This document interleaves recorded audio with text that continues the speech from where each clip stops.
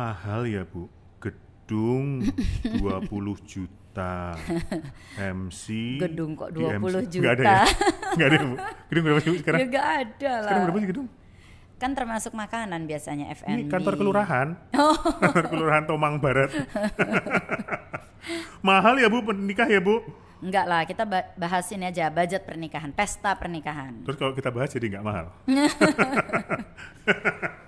Kita bahas deh untuk Anda yang sedang siap-siap menikah, budget apa saja sih yang perlu dipersiapkan dalam sebuah pernikahan dalam episode ini. Sebelumnya, seperti biasa saya ingatkan, subscribe dulu, nyalakan loncengnya, like, share sebanyak-banyaknya, dan silakan follow Instagram @dianipranata. Mari kita mulai. Jadi apa saja Bu budgetnya Bu? Oke, tadi kita, gedung 20 juta nggak ada ya? Kita kan pernah membahas yang biaya rumah tangga ya. Oh ya, yang ada pundi-pundi. Iya, pundi keuangan. Saya suka banget tuh emang. 6 manijar ya. Nah, kalau hari ini kita bahas mengenai budget pesta pernikahan. Oke, baik. Jadi ada 7. Sini saya yang catat. Boleh. Jadi ada 7 besar. Jadi gampang sebenarnya Dan. Cuma 7. Loh kalau ini mah gampang Bu. Duitnya ya nggak gampang untuk bayar si 7 ini loh Bu. Nanti kita akan ada podcast lagi mengenai cara mendapatkan uang untuk pesta pernikahan ya. Bagus. Maksudnya panggil orang tuanya loh, dana orang tua. Enggak. Nanti ada bank, bisa ya. Kita, ya tapi itu next episode. Oh akan ada. Oh, iya. Ada. Baik. Sekarang kita bicara budget pernikahan dulu, terdiri dari 7 sebenarnya. Jadi tidak lebih tidak kurang. It's very simple. Yang pertama adalah F&B. Food and beverage. Ini termasuk tempat. Oh biasanya termasuk tempat. Nah kalau tempatnya gedungnya nggak ada F&B-nya? Ya berarti catering. Oh tapi jadi satu. Iya. F&B jadi dan venue. Biaya F&B itu adalah makanan dan sewa tempat. Kalau hotel otomatis sudah langsung karena makanan dari hotel. Kalau seandainya itu gedung, berarti gedung ditambah catering. Mengambil porsi 40-50% dari total biaya pernikahan. 40-50%. Misalnya budget saya adalah 1 miliar. Kaya raya ya. Ya nggak apa-apa loh, amin gitu ya. 1 miliar kalau kamu mau F&B-nya asumsinya 40%, berarti F&B-nya 400 juta. Plus venue. Udah termasuk itu. Oh iya, venue dan makan 400 juta. Jadi saya mau tambah stall. Ya itu pokoknya termasuk di dalam 400 juta. Atau kita mau ambil misalnya 50%, berarti 500 juta. Maksimal 50%. Yes, 40-50. Tapi sekali lagi yang saya bicarakan ini yang memang diterima secara internasional ya. Jadi terserah sahabat dia nih mau ngasih persennya berapa. Yang penting totalnya ya 100% kan. Nggak mungkin jadi 110%. Makanya saya paling suka sebenarnya pembahasan ini. Karena suami saya selalu bilang numbers do not lie. Jadi nggak bisa gitu ya, nggak bisa. Ini sesuatu yang sangat objektif, ini tidak subjektif. Ya kita lanjut dulu ya sebelum mungkin sahabat Yani nanti bingung gitu kalau kita nggak lanjut. Jadi F&B itu 40-50%. Plus sewa tempat ya? Iya, jadi F&B itu tempat, termasuk tempat ya makanan, food and beverage-nya juga. Yang kedua adalah dekorasi. Dekorasi biasanya 15-20%. Kenapa saya bilang sekali lagi biasanya? Ini lazimnya yang diterima secara internasional. Kalau sahabat Yani bilang saya dekorasi mau 50%, ya monggo aja gitu ya. Tamunya nggak usah makan. Nah, yang penting dekornya bagus. Ini berarti termasuk dekor pelaminan, mobil, kamar pengantin. Pokoknya dekor, iya. Dekor ya. Sebentar Bu, ini hanya hari H atau termasuk terhitung sebelumnya? Enggak. Midodareni misalnya. Enggak, hari H. Oh ini hari H. Iya, karena acuannya adalah F&B. Jadi kayak misalnya Midodaren ada acara makan-makannya, itu makan-makannya juga dihitung. Misalnya makan-makannya tuh 50 juta, berarti biaya Midodarennya tuh berapa? Nanti saya akan jelaskan ya. Lalu yang ketiga, ada 3 yang 10%. Yaitu attire, busana, MC dan entertainment, dan yang ketiga foto dan video. Itu 10%. Busana itu pria dan wanita? Yes, attire itu pria dan wanita. Jadi pengantin pria dan pengantin wanita termasuk make up itu di situ. Oke. 10% dari total biaya pernikahan. Tidak termasuk baju orang tua, saudara, tidak. Oh, hanya mempelai. Yes, mempelai. Foto dan video. Tapi itu nanti ada kecualinya lagi ya, saya akan bilang. Lalu yang foto dan video dan MC dan entertainment itu 3 yang 10%, 10%, 10%. Lalu yang keenam ada stationery. Stationery, kenapa disebut stationery? Kenapa tidak disebut wedding invitation? Karena stationery itu segala sesuatu cetakan, baik undangan, kartu ucapan terima kasih. Misalnya kalau untuk upacara pernikahan, misalnya akad atau gereja ada bukunya nih, misalnya buku bukan buku nikah ya, buku program acara itu termasuk di situ stationery. 5%. Oh, cuma 5%. Berarti kalau sekarang ada streaming itu masuk di sini. Yes. Oh, 5%. Loh, ini budget ini termasuk juga pemberkatannya, Bu? Nah, ini makanya tadi saya bilang. Nah, nanti saya akan ini kan ya. 5%. Lalu yang terakhir adalah et cetera dan lain-lain. Nah, itu tinggal sisanya, totalnya harus Berapa, Bu? 100%. Kalau misalnya F&B 50, dekor 20, itu udah 70. Nggak mungkin ya, karena 3 itu 10%. Berarti dekornya harus 15%. Oh iya. 15%, F&B 50 berarti 65 ditambah 10-nya ada 3 kan, berarti 30, 95 berarti lain-lain itu 5%. Hah? Lebih dong, Bu? Enggak dong, 100% dong. Kalau venue-nya 50. Venue-nya 50, tambah dekor 15. 65. Busana 10, 75. Oh ya, 95. Berarti nggak usah pakai et cetera. Nggak berarti bisa. F&B-nya 40% berarti. Boleh. 40, 15, 10, 10, 10. Ya pokoknya totalnya 5, harus 100%. Ya, oke. Ya. Nah, et cetera itu apa saja? Et cetera itu misalnya kue pengantin, mobil pengantin, itu termasuk di dalamnya. Cincin di mana? Cincin tidak termasuk biaya pesta pernikahan, no. Cincin adalah investment, selalu dibilangnya begitu, bukan biaya pesta pernikahan. Jadi WO gratis ya, Bu? WO nggak ada di sini, Bu? Nah, WO itu makanya yang di pembahasan kita yang lalu ya, sebenarnya WO saya ini kemahalan atau kemurahan sih? Sebenarnya WO itu 10% dari total biaya pernikahan. Oh gitu. Jadi kalau total biaya pernikahan kalian 300 juta, WO-nya itu 30 juta. Kalau bayar WO yang jasanya WO-nya 50 juta ada nggak? Ada, tapi berarti kalian membayar WO yang terlalu mahal untuk pesta kalian. Oh gitu. Boleh nggak? Boleh, ya boleh-boleh aja. Kenapa 10%? Itu memang patokannya gitu, Patokannya begitu. kayak event organizer, wedding organizer kan semua selalu 10%. management fee 10%. Dari budget. Dari total biaya pernikahan. Jadi untuk mengetahui WO kita ini kemurahan atau kemahalan, ya lihat total biaya pernikahannya. Nah, sekarang bicara biaya pernikahan ya, banyak yang bilang gini, jadi saya harus ngeluarin uang berapa, Bu? Lah, kalau saya akan jawab gini, terserah kamu. Kamu punya budgetnya berapa? Saya budgetnya 300 juta, Bu. Nggak mau lebih, 300 gitu kan. Ya udah tinggal kita pecah iya, dari betul, situ. betul, Iya. betul. Jadi food and beverage-nya kamu mau ngambil yang berapa persen? Misalnya 40 atau 50 deh, Dan. Kalau misalnya 50 ditambah dekornya misalnya 10 bisa dong? Bisa.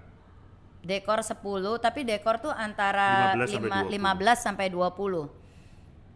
Berarti misalnya food and beverage-nya bisa 45%. Ya, pokoknya misalnya kita ngambil misalnya food and beverage misalnya 40%. Uangnya saya cuma punya 300. Ya udah food and beverage-nya 120 juta. Nanti WO-nya nggak kebayar dong, Bu? Enggak, kan itu di luar WO. WO itu kan 10% Berarti dari duit saya harus 330 juta. 330. Iya. Okay. Nah, kalau misalnya 300 sudah termasuk WO, ya udah berarti tinggal dipotong aja WO-nya berapa yang kamu pilih. Harga WO-nya 15 juta, misalnya ada loh WO yang 15 juta, 20 juta, misalnya 15 juta.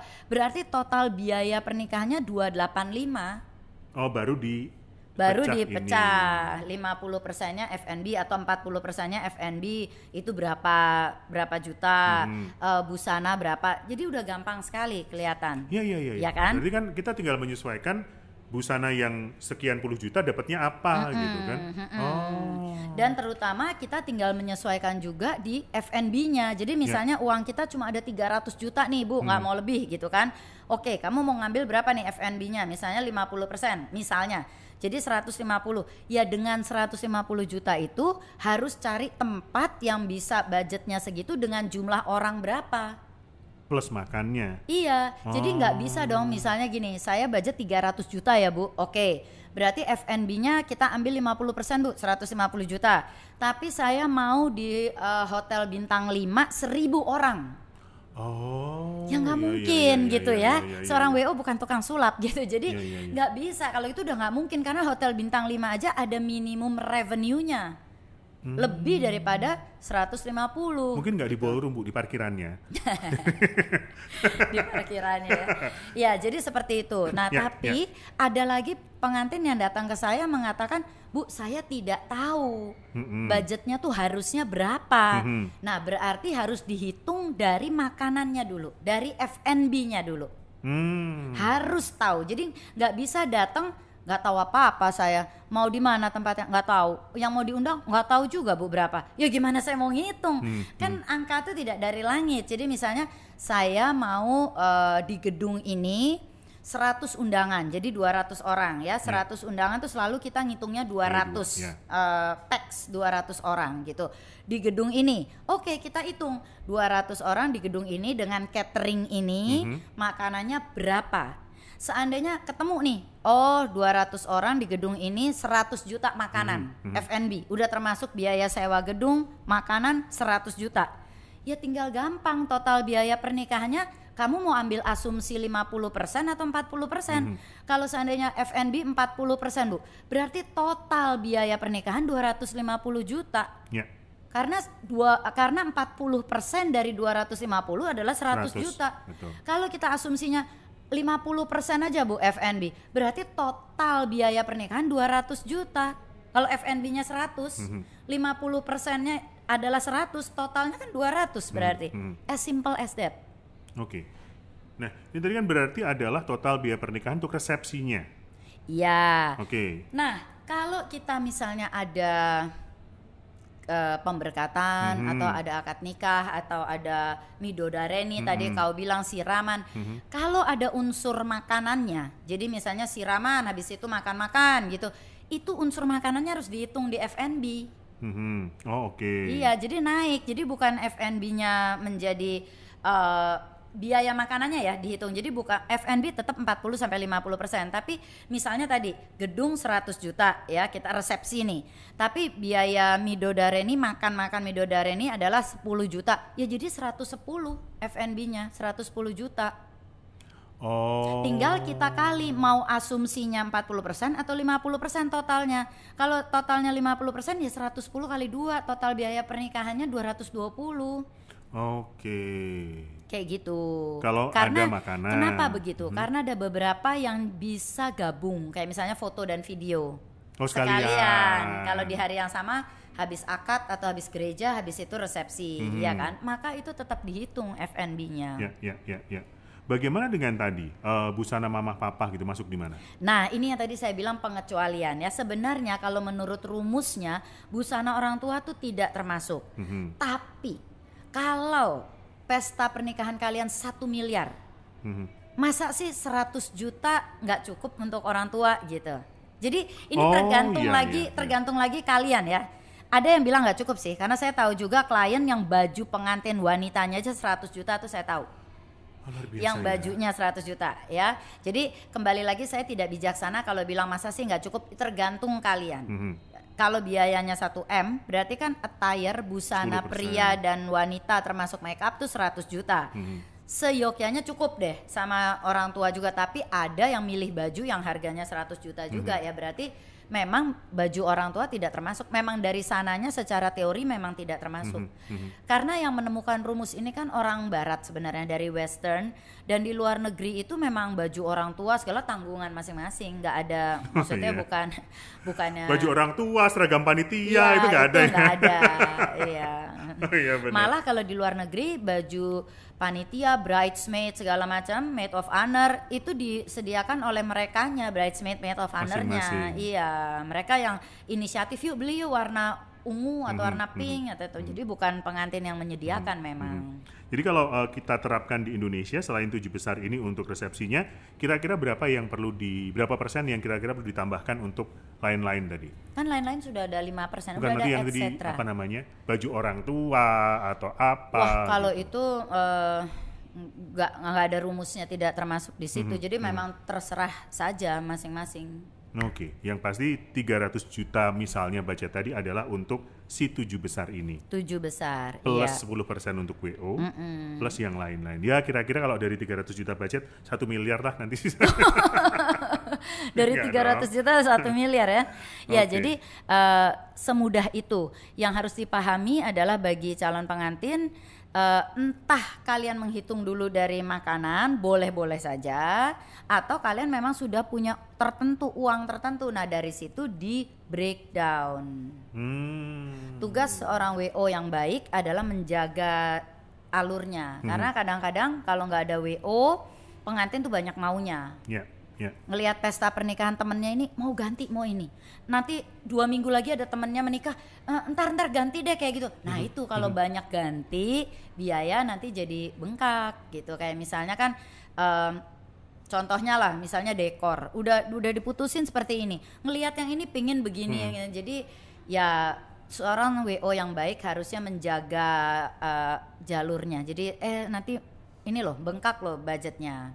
Jadi ketika saya datang ke WO, saya harus ngomong dong ya budget saya berapa ya. Dan jujurnya. Maka kalau di kami, di klausul kami salah satunya harus ada trust dengan WO-nya. Makanya kembali lagi chemistry. Jadi cocok, dengan kalian cocok, klik ada chemistry-nya menjadi trust. Karena memang budget itu salah satu yang harus diketahui oleh WO, harus. Kalau enggak gimana WO-nya kalau nggak tahu budget kalian gitu. Jadi disodorin vendor ini bagus juga, vendor ini bagus juga. Lah jadi gimana gitu. Oh yang mana gitu. Iya, terus nggak ada yang diputusin. Jadi sebenarnya kaliannya kemahalan apa kemurahan. Jadi memang budget itu salah satu yang harus diketahui WO. Tapi WO yang baik sekali lagi dan profesional tidak boleh membocorkan masalah budget. Kepada siapapun kecuali tim WO ya, tim WO-nya pasti tahu. Karena apa? Setiap orang punya prioritasnya masing-masing. Kayak tadi yang Daniel bilang tuh benar. Ada orang yang fokus di makanan, ada orang yang fokusnya dekor gitu. Makanannya nggak terlalu enak, nggak apa-apa lah, biasa aja. Tapi dekornya harus jor-joran, bisa. Atau ada orang yang lebih fokus misalnya ke honeymoon-nya. Iya, setuju. Daripada ngasih makan orang mahal-mahal gitu, saya honeymoon berdua maunya yang lebih mewah, misalnya ke Eropa atau apa, ya monggo aja gitu. Jadi kita nggak bisa ngejudge pengantin kita juga. Dan yang harus dipahami juga adalah gini, sahabat ya nih, misalnya tadi kita udah hitung nih makanan ya, jumlah makanan 100 juta udah ketemu nih perhitungannya 100 juta. Saya mau F&B-nya 20% aja Bu gitu, nggak mau 40%. Itu berarti biaya pernikahannya total biaya pernikahannya lebih besar loh. Iya dong. Kalau 20%-nya itu 100 juta, berarti 100%-nya itu 500 juta loh.